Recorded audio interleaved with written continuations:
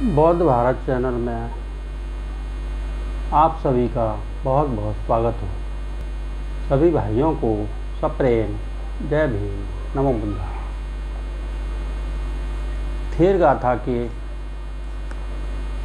अगले थेर हैं शेनक।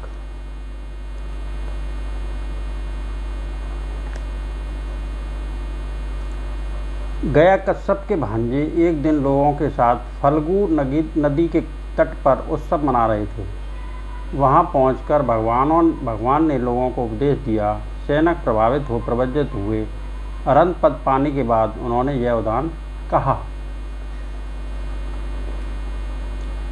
गया में फल्गु के तट पर मुझे बड़ा ही लाभ हुआ कि उत्तम धर्म के उपदेशक संबुद्ध के दर्शन पाए।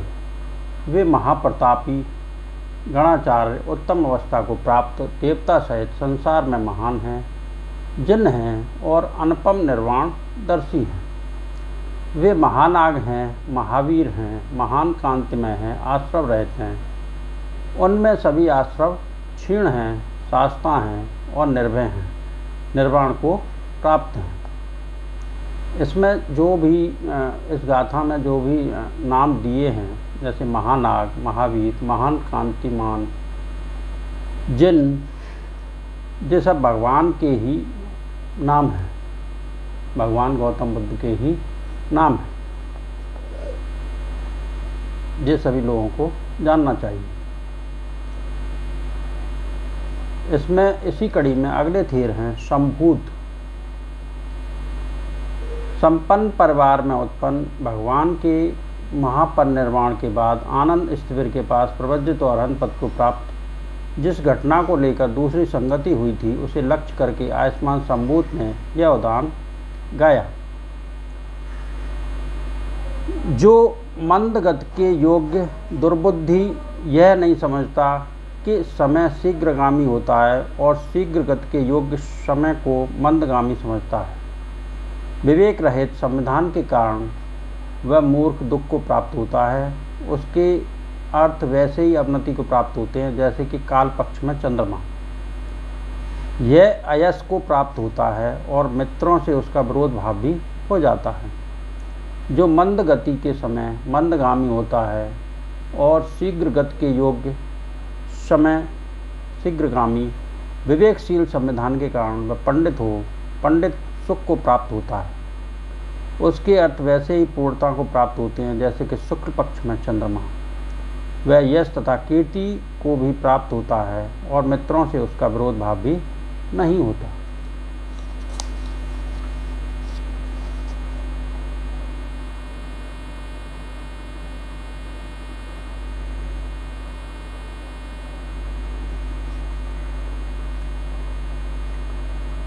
इसी कड़ी में अगले थेर हैं राहुल।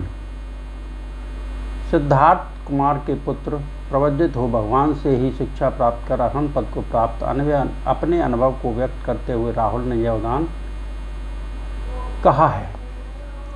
दोनों ओर से भाग्यशाली मुझे सब ब्रह्मचारी भगवान राहुल के नाम से जानते हैं, क्योंकि मैं बुद्ध का पुत्र हूँ और धर्मों के विषय में चक्षुमान हूँ। मेरे आश्रव क्षीण हैं, मेरे लिए पुनर्जन्म नहीं।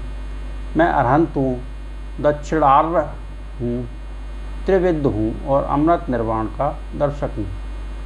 लोग कामांध हैं, काम जाल से आवृत हैं, तृष्णा रूपी वस्त्र से आच्छादित हैं। प्रमत्त बंधु मार से वैसे ही बंधे हैं जैसे कि जाल में बंधी मछली। मैं उस काम को हटाकर मार बंधन का छेदन कर आमूल तृष्णा को बाहर कर प्रशांत हुआ हूँ।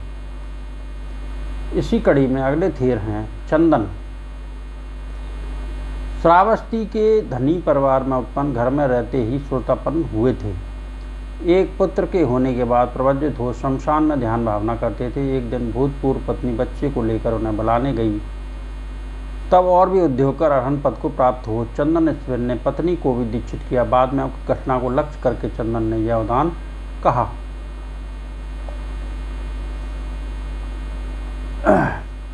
उन्होंने पाली भाषा में कहा। उसका अर्थ है, सोने के गहने पहनकर पुत्र को गोद में लेकर दासियों के साथ स्त्री मेरे पास आई। अलंकृत सुंदर वस्त्र पहनकर आती हुई अपने पुत्र की माता को मार के लगाए हुए पास की तरह देखा। तब मुझे विवेकपूर्ण विचार उत्पन्न हुआ, शरीर के दुष्परिणाम प्रकट हुए और निर्वेद उत्पन्न हुआ। तब मेरा चित्त मुक्त हुआ। धर्म की महिमा को देखो, साधनारत हो मैंने 3 विद्याओं को प्राप्त किया, बुद्ध शासन को पूरा किया। इसी कड़ी में अगले थेर हैं धम्मिक। श्रावस्ती के ब्राह्मण कुल में उत्पन्न, भगवान के पास प्रवज्जित हो गांव के विहार में रहते थे। आगंतुक भिक्षुओं के आने जाने से बहुत चिढ़ते थे, इसलिए उनका आना बंद हुआ। जब भगवान को इस बात का पता लगा तो उन्होंने भिक्षु को उपदेश दिया। संवेग पाकर उद्योग हो वे अरहंत पद को प्राप्त हुए। उसके बाद धम्मिक स्टीवन ने भगवान के शब्दों में ही यह उदान कहा, निसंदेह धर्मचारी की रक्षा करता है, अच्छी तरह अभ्यस्त धर्म सुख पहुंचाता है। अच्छी तरह अभ्यस्त धर्म का यही सुपरिणाम है। धर्मचारी दुर्गति को प्राप्त नहीं होता। धर्म और अधर्म दोनों समान फल नहीं देते। अधर्म नरक को पहुंचाता है और धर्म सुगति को प्राप्त कराता है। इसलिए प्रमोद के साथ सुगत के अचल धर्म की रक्षा करें। जो श्रेष्ठ सुगत के श्रावक धर्म में स्थित हैं वे धीर उत्तम शरण में आकर आगे बढ़ जाते हैं। इसी कड़ी में अगले थेर हैं सप्पक। श्रावस्ती के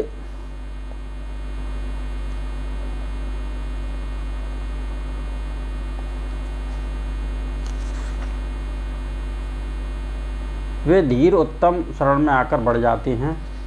स्कंद रूपी फोड़े की जड़ तोड़ दी गई है। तृष्णा रूपी जल नष्ट कर दिया गया है। जिसका जन्म क्षीण हो गया, जिसकी तृष्णा कुछ भी शेष नहीं रही, वह पूर्णमासी की चांद की भांति दुत्मान है, अर्थात दोष रहित है। अगले थेर हैं सप्पक। श्रावस्ती के ब्राह्मण कुल में उत्पन्न, भगवान के पास प्रवज्जित हो अजकर्णी नदी तट पर एक बिहार में योगाभ्यास कर अरहंत पद को प्राप्त हुए। एक दिन श्रावस्ती जाकर भगवान के दर्शन के बाद अपने बंधुओं को उपदेश देकर बिहार में लौटना चाहा तो बंधुओं ने उनसे श्रावस्ती में ही रहने का अनुरोध किया। इस पर सप्पक स्टीवन ने अपनी एकांत प्रियता को लक्ष्य करके यह उदान कहा, जब स्वच्छ और उजले पंख वाले बगुले काले मेघ के भय से त्रस्त होकर निवास स्थान की खोज में भागते हैं, तब अजकर्णी नदी मुझे प्रिय लगती है। जब स्वच्छ शुद्ध उज्ज्वल पंख वाले बगुले काले मेघ के भय से त्रस्त होकर पास में गुफा न देखकर गुफा की खोज करती हैं, तब अजकर्णी नदी मुझे प्रिय लगती है।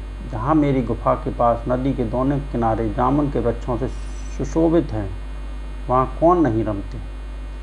सांपों के न होने के कारण मेंढक धीरे धीरे गाती हैं कि आज गिरी नदियों से प्रवास का समय नहीं।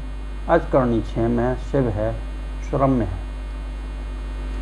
इसी कड़ी में अगले थेर हैं मुदित।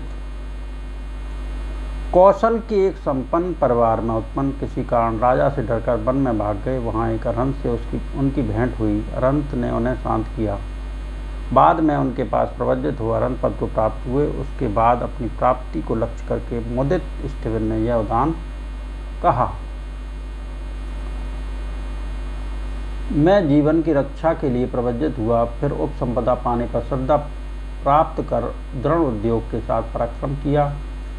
यह शरीर भले ही नष्ट हो जाए, मांसपेशियां बिखर जाएं, जोड़ों से निकलकर मेरी दोनों जांग भले ही अलग हो जाएं, मैं तब तक न खाऊंगा, न पीऊंगा, न बिहार से निकलूंगा और न ही लेटूंगा, जब तक कि तृष्णा रूपी तीर को न निकाल लूंगा। इस प्रकार रहने वाले मेरे वीर और पराक्रम को देखो, जिसके कारण गंभीर साधना करके मैंने 3 विद्याओं को प्राप्त किया है और बुद्ध शासन को पूरा किया है। आज मैंने जिन थेरों के उदान कहे, उनके प्रताप से सबका मंगल हो, सबका भला हो, सबका कल्याण हो, सबकी स्वस्थ मुक्ति हो, सबके दुख से दूर हो, सभी सुखी रहें, सभी सुखी रहें, सभी सुखी रहें। साधु साधु साधु।